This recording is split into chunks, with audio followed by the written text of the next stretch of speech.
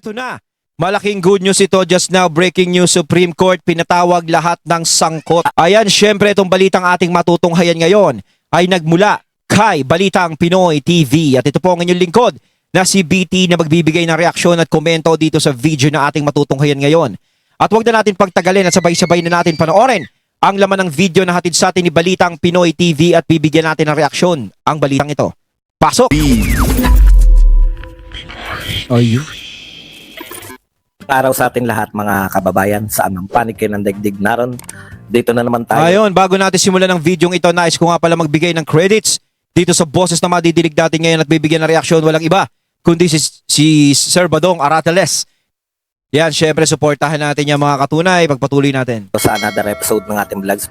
Pag-uusapan natin ngayon yung Supreme Court po. Ito po ay hindi po simpleng utos, no?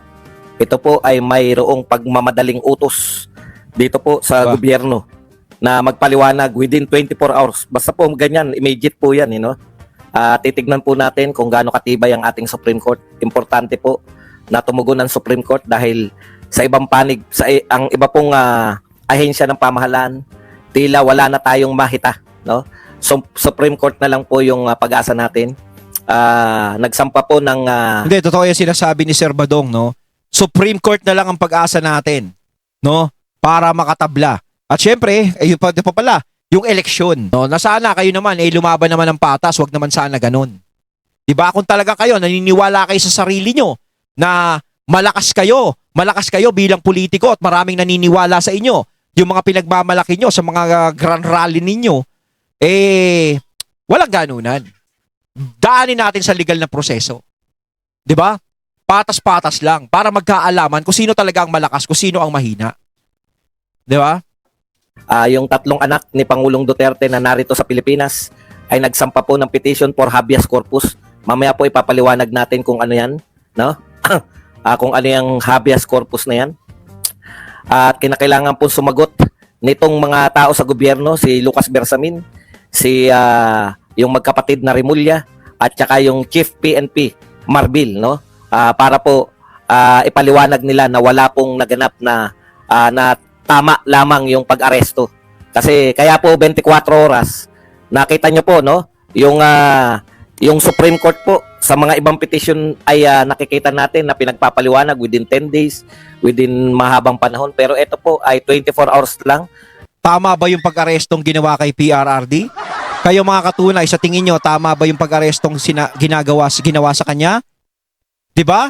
Na halos sabihin ng taong aaresto kay PRRD, hahatakin ko yan.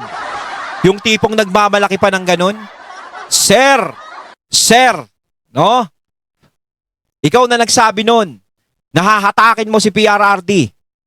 Na kapag ganyan-ganyan, nakaupo, ayaw sumama sa'yo. Sir, may edad na po yan. Ikaw nakakalakad ka ng diretso, sir, Di ba? Pero si PRRD, medyo alam na natin. Minsan inaalalayan na lang, hahatakin mo pa. Sana hinatak mo para nakasuwang ka ng police brutality. Di ba? Pwede naman yung ganun. Tsaka dating presidente po yan, sir. Sana nagbigay na lang kayo ng respeto, sir. Di ba? General pa man din kayo, sir. Di ba? Hindi ko nababanggitin ang pangalan mo. Ito ay i-name song na lang natin sa pangalang Diwata Pares Overload. Kamukha mo.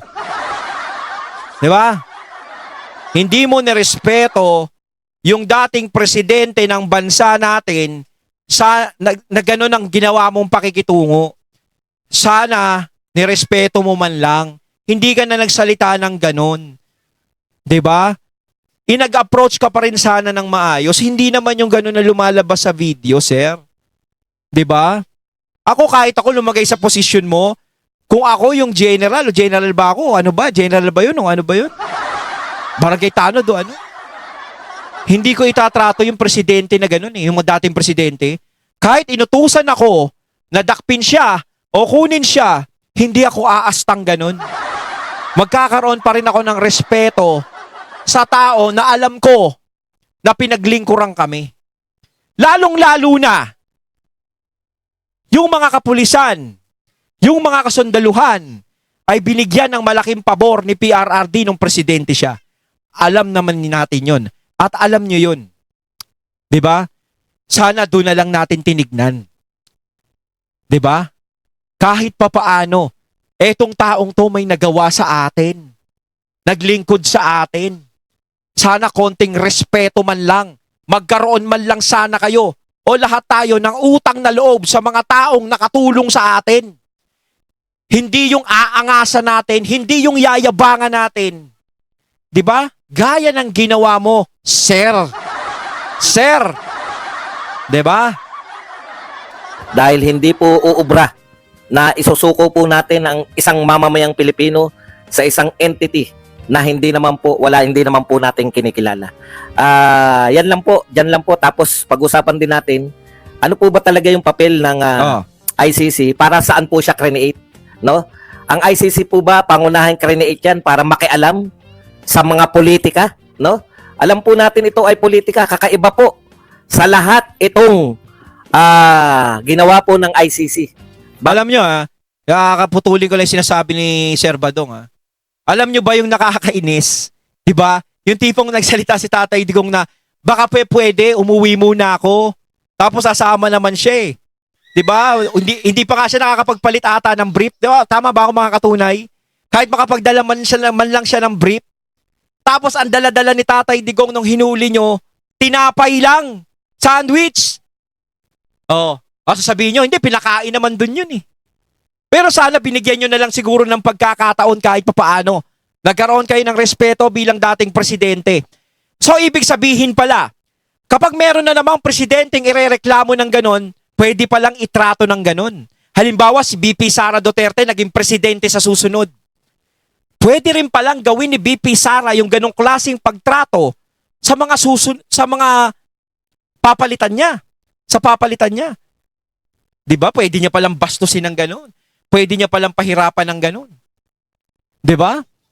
Sana binigyan niyo lang ng pagkakataon kahit papaano, no? Na makauwi si Tatay Digong, makapagprepara naman ng sarili niya. Siguro kinakatakot niyo. Baka mamaya pag umuwi ng Davao to, hindi na bumalik to.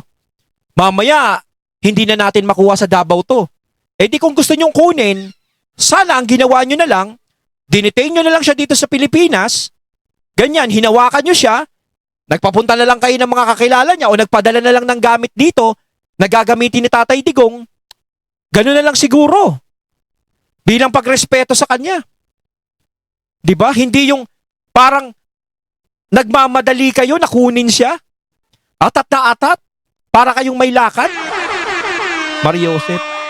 Bakit po? Hindi ko po alam kung bakit kinakailangang makialam ng ICC sa isang very internal usapin po to ng mga Pilipino. Kahit po yung mga nagsasabi na sila ay biktima o kamag-anak ng biktima.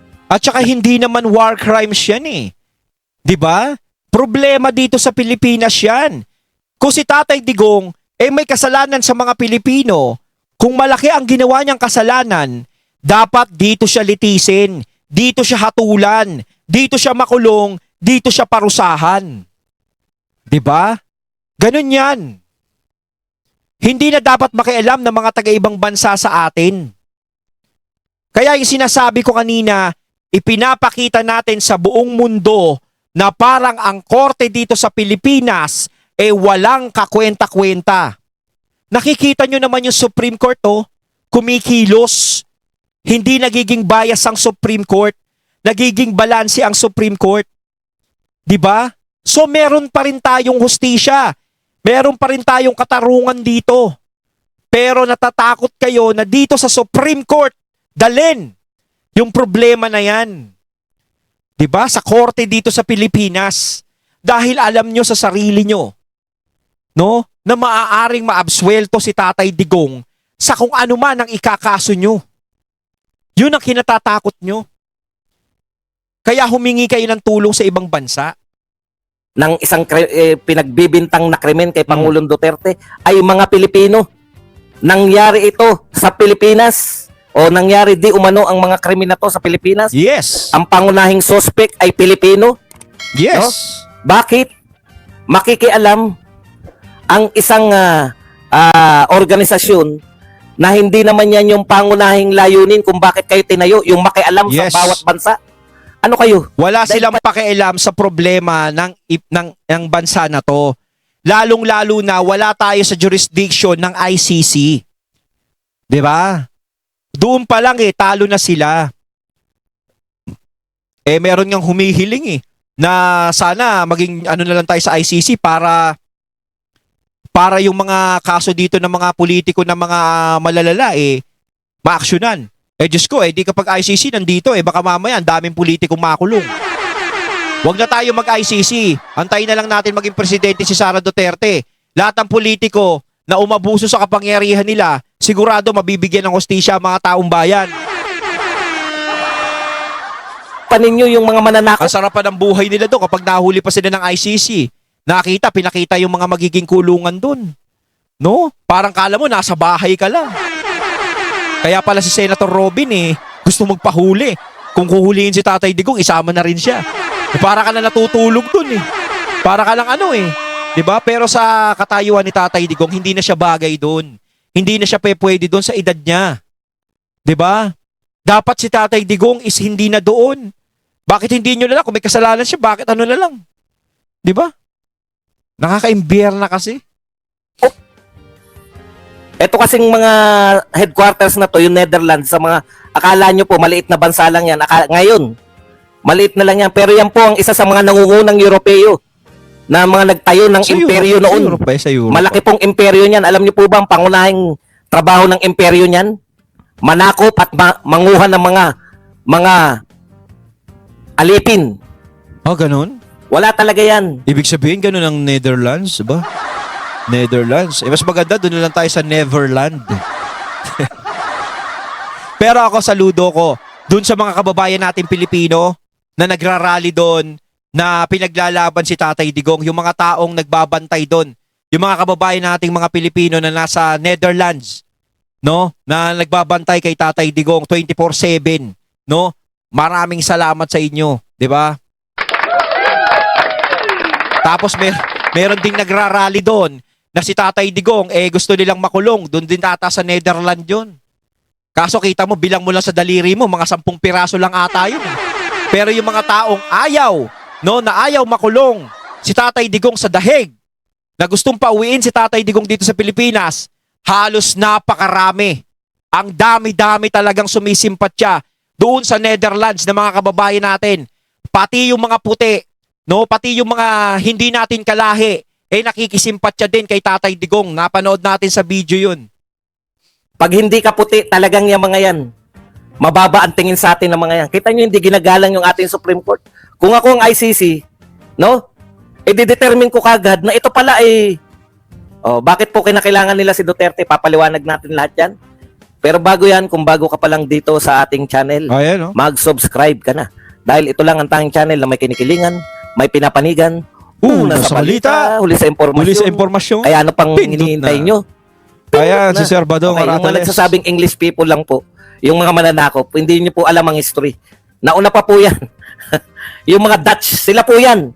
Kaya po sila, pinanghawakan pa nila yung kung anumang kapangyarihan meron sila. Pero Sir Badong, parang kasarap makulong sa Netherlands, no? Sa ICC. Parang napakalamig doon. No? Kumpara naman dito sa kulungan sa atin. Halos dito sa kulungan sa atin, hindi ka na makakilos. Talagang magkakaroon ka ng sakit sa balat. Ganto, talagang napakainit, lalo na ngayon, tag-init. Tapos makukulong ka pa. 'Di ba? Kaya nga, minsan din, kahit sabihin natin na yung mga nakakulong dito sa atin, may mga nagawang kasalanan, pag nakikita mo sila sa kulungan, nakakaawa pa rin. 'Di ba? Nakakaawa. Tayo nga, nasa bahay na tayo Kahit may ventilador na kahit 10 na nakatutok sa atin, naka-aircon, mainit pa rin lalo pa kaya sa kulungan. Walang ventilador. Hihiga ka sa sahig. 'Di ba? Swerte mo, makakahiga ka sa mga higaan doon kung medyo mataas-taas ang pwesto mo, kung astig ka. Pero pag 'di ba, siksikan, patong-patong, dikit-dikit kayo. Halos yung amoy nyo nagkakapalit-palit na. 'Di ba? Ganun doon sa kulungan dito sa Pilipinas. Hindi katulad doon sa dahig. 'Di ba? Doon sa kulungan doon, nakita natin parang merong lalagyan ng libro, may mga ano-ano, 'di ba? Maganda yung higaan, may mga tanggapan. Meron pang gym, 'di ba? Makapag-gym ka pa. Kasi si Tatay Digong kung bata-bata pa, malamang nagji-gym na si Tatay Digong doon eh. 'Di ba? Dito sa Pilipinas wala eh. Talagang para kang ano eh, para kang tinambak sa ano eh, para kang tinambak sa lata ng sardinas eh. Kita mo yung sardinas, 'di ba? Nagsisiksikan yung mga isda ron. Ganon mangyayari pag nakulong ka dito eh. Wala pong kinalaman ang ibang bansa diyan sa war on drugs. Kung meron pong may kinalaman, hindi po sila. Oh. Wala namang mga puting involved dito sa war on drugs dito sa Yes, Pilipinas. wala. Sa totoo lang po. At yan po ay ginawa ng Pangulo ng Pilipinas para lutasin ng krimen. Okay, Yes. punta na po muna tayo dito. Ipinag-uutos po ng Korte Suprema. Ano po muna yung habeas corpus, no? Kung matatandaan po natin, kaya po nag-file. Siyempre po, mga anak po to, no? Sila po yung may karapatan, higit sa lahat, na mag-file ng habeas corpus. Kung nag-aaral po tayo, nung nag-aaral po tayo ng martial law, yan po ang isa sa mga ipinawalang bisa agad-agad lagi pong karugtong yan eh. 'Di ba? Ipinawalang bisa ni Ferdinand Sr. ang habeas corpus. Habeas corpus. Okay, bakit po ipinawalang bisa? Kasi po ang habeas corpus ay ang karapatan. Literal po ang meaning ng habeas corpus, produce the body, no? Kaya po pinatanggal yan para hindi po maghabol yung mga ibinilanggo ng sa tingin natin ay walang unlawful o hindi naaayon sa batas. Okay. Yung literal na meaning po ng habeas corpus ay produce the body o ipakita ninyo sa korte yung may katawan. Dito po, sa panyanyari pong ito, pinapoproduce ng mga anak ni Duterte para mag-appear sa korte si Pangulong Duterte, korte ng Pilipinas. No? Sa korte po ng Pilipinas dapat. Okay, Tama. mamaya na po yung sa Kaso ang problema, hindi pinadaan dito sa korte ng Pilipinas. Dinire-diretso na nila dalin doon. Dito muna tayo. Dahil tayo mga Pilipino involved, Pilipino po yun ang huli. Kita nyo naman, may Amerikano ba doon? May taga-Europe ba doon sa mga nanghuli? Wala po. Wala. Kilala nyo lahat si General Torres, siya yung namuno ng... Tapos si General Marbil, naroon, yung kausap siya ni Senator Go. No? Pilipino po yan lahat. Kaya po sila... Pero may balita daw mga katunay si Torre daw magre-resign na daw. Ba? Na nagre-request na ng resignation. Totoo ba yun mga katunay?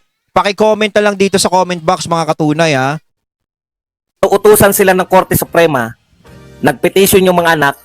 Tignan nyo po kung gaano ka-urgent 24 oras kinakailangan yung sagutin. Okay. Ano po ba yung habeas corpus dito sa Pilipinas? In Philippine law, a writ of habeas corpus is a legal remedy under Rule 102 of the Rule of Courts designed to protect individuals from unlawful detention. Okay, poprotektahan po ang mga individual na Pilipino. Yung habeas corpus po ay para proteksyonan yung isang individual, yung isang Pilipino mula po sa unlawful, mula po sa labag na pagpapakulong. Ayan. So, it requires the custodian of a detained person to bring them before court and explain the legal basis for their confinement. So, kinakailangan po yung custodian ng ipinakulong ay dalhin siya sa korte ng Pilipinas para ipaliwanag kung bakit kinakailangang makulong. So, una po kasama po yung pagdadala sa habeas corpus. Dadalin mo yung pinakulong mo, ipapakita mo na, kasi karamihan po, di ba? Natatandaan natin yung mga angal ng mga napakulong nung panahon ng martial law. Ayon po sa mga biktima, may mga torture, di ba? Illegal po yun. So, pag pinakita mo, nung panahon ng martial law, talagang matindi. Yun talaga yung literal, kahit inosente. Pero sinasabi naman ng iba, di ba? Maganda raw nung panahon ng martial law, tahimik din. Pero talagang yun, may mga literal talaga, no? May mga estudyante talagang mga nadamay doon, may mga ganun, di ba? Na may mga torture dyan na hindi maganda, illegal detention na po yun. Okay. If the detention is found unlawful, the court can order the person's release. Yan po, no? So, hindi, tsaka yung yung warrant of arrest. Yung warrant of arrest, saan ka nakakita ng warrant of arrest na binabasa na lang sa cellphone? Pwede na palang mag-serve ng warrant of arrest sa taong aarestuhin Babasahin mo na lang sa cellphone. 'Di ba? Talagang ang ano natin ngayon, ang teknolohiya natin ngayon, parang pinapakita nyo masyado ng evolve na evolve. Pati warrant of arrest, nasa cellphone na lang. Binabasa na lang. Eh malay ba namin mamaya i-inedit nyo lang yan. 'Di ba? Oh, para makuha lang siya, para madala ron. Oh. Dapat papilan dala-dala nyo. Warrant of arrest, nung magse-serve ka. 'Di ba masyado naman yung teknolohiya natin ngayon, masyadong advance. Na yung warrant of arrest, ilagay na lang natin sa cellphone. Babasahin na lang natin. Sus Maria Joseph, sobrang pagmamadali naman yung ginawa nyo para makuha nyo si Digong. Pag ang Korte Suprema po ay nag-rule na hindi tama ang pagkakadakip kay Pangulong Duterte, uutusan niya po yung mga may custody kay Pangulong Duterte para ibalik siya sa korte ibalik siya sa korte. Oh. At pagpaliwanagin yung nagpakulong sa kanya kung bakit lawful o kung bakit nasa batas. Kaya ngayon, inuunahan na po, nagpapa-interview na po, naglalabas na po ng mga pahayag itong mga sinabihan ng Korte Suprema na magpaliwanag sa kanila, inuunahan na sa mga media, yung mga kasabwat na media. Kanya-kanyang Kayo paliwanag na sila. Media sa buong mundo. Na inuunahan nila na ang paliwanag na lawful yung ginawa nila kay Duterte. Kayong mga Europeans. Sila yung nagsasabi, tama lang yung ginawa nila. Oy, nasa opinion nila yon. Na sinasabi nila, tama yung ginawa nila. Pero napakaraming tao talaga ang nagsasabi na hindi tama yung ginawa niyong pag-aresto kay PRRD dito. Dahil parang may mga nilabag kayo eh. Di ba? Hindi nyo muna dito hinarap dito sa korte natin si Tatay Digong eh. Mga puti, gawin kaya sa mamamayan nyo yan. Papayag kayo? Alam nyo, kaya naman sila dahil mababatingin sa atin ng mga yan. Kaya okay lang sa kanila, hindi naman namin presidente yan. Lalong bababa yung pagtingin nila sa atin dahil sa ginawa na yan. Dahil ang iisipin ng mga puti, iisipin ng mga banyaga na walang kakwenta-kwenta ang batas at patakaran dito sa atin, lalo na yung katarungan dito sa atin, walang kakwenta-kwenta. Yun ang iisipin nila. Pero nakikita naman natin, uulitin ko na ang Supreme Court kumikilos naman at napaka-transparent ng Supreme Court ngayon. 'Di ba? Ginagawa nila yung trabaho nila. Gawin kaya sa inyo yan. Si Donald Trump, kahit na alam niyang napakalaking kasalanan nung nagdaang presidente, hindi magagawa ng isang presidente na proud sa kanyang lahi, no? Presidente na mahal ang soberenya, kahit na gaano kasutil yung isusuko niya. Ito si Biden, isusuko niya si Biden sa ibang sa dayuhan para litisin si Biden doon sa ibang bansa. Hindi niya gagawin yun. Oo. Hindi rin gagawin niya ng Prime Minister ng Japan. Kaso dito hindi rin gagawin niya ng Presidente ng China. Hindi po gagawin niya ng kahit pinakamaliit na presidente. Kaya takang-taka, manghang-mangha ang international press. Kahit na kalaban ng international press si President Duterte dahil minumura sila nung araw, takang-taka sila sa ginawa ng ating gobyerno. Ngayon lang daw po nangyari ito na mismong yung gobyerno. Ang ginawa nilang halimbawa, si Putin, may warrant of arrest, matagal na, nakalabas, nakalathala sa lahat. Nahuli ba si Putin? Hindi, dahil hindi miyembro ng ICC ang Russia. Si Benjamin Netanyahu, may matagal ng warrant of arrest sa ICC. Nahuli ba si Benjamin Netanyahu? Hindi, dahil hindi miyembro ang Israel. Si Tatay Digong kasi, no? Sila kasi hindi sila binenta, hindi sila pinagkanulo. 'Di ba? Hindi sila miyembro ng ICC, hindi na sila pinagkanulo. Si Tatay Digong kasi, hindi tayo miyembro ng ICC, pero si Tatay Digong lumalabas dito na parang pinagkanulo. Parang binenta dito si Tatay Digong. Kung tutuusin, kung si Tatay Digong, pwedeng proteksyonan talaga yan eh. Pwede. Malakas ang kapangyarihan ng presidente na proteksyonan si Tatay Digong. Pag inutos ng presidente na hindi nyo pwedeng kunin yan dito, hindi kayo pwede dito ICC, hindi nila makukuha si Tatay Digong. Kaso anong ginawa? 'Di ba? Hindi naman kumilos. 'Di ba? 'Yun ang problema.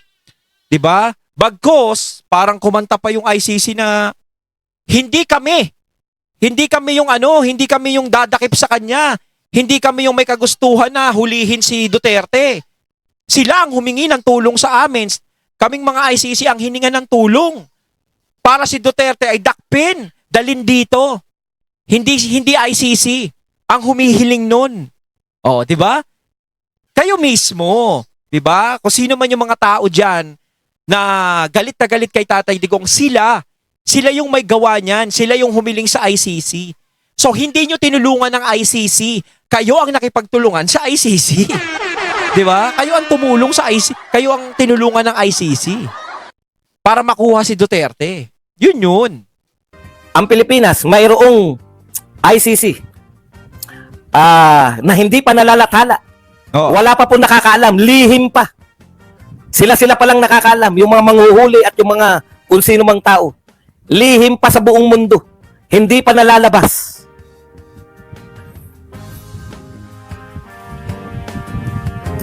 Hindi tayo miyembro ng ICC. Yes. Paulit-ulit si Marcos na mismo nagsasabi. Oo, sinabi niya yun. Bumilib pa nga siya nun eh. Si Marcos na mismo ang nagsasabi na walang jurisdiction ng ICC sa atin. Yang mga Interpol, palusot na lang yan. Wala pong kapangyarihan ng Interpol na mag-issue ng warrant of arrest. Yes. Dinidinay na nga ng Interpol ng France eh. Oo. Tignan nyo, oh. Walang kinalaman ng Ayon sa Interpol. balita. Hindi ko na... Okay. Ayon, at ating natunghayan ng video na nagmula kay Balitang Pinoy TV at syempre natunghayan natin ang boses na yon na nagmula kay Sir Badong Arateles. Kayo mga katunay, anong masasabi nyo tungkol dito? Comment lang po kayo sa comment box. So once again, I'm BT and I'm out. Peace.